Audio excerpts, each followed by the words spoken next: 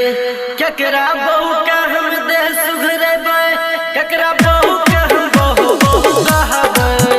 केकरा रनिया का हम रनिया रनिया चाहबे केकरा बहू का हम बहू बहू कहबे बहू का हम बहू बहू कहबे केकरा रनिया का हम रनिया रनिया चाहबे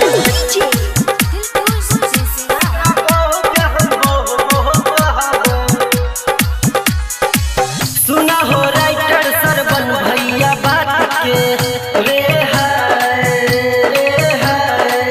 मन है छसरी लगा कमारी बाप के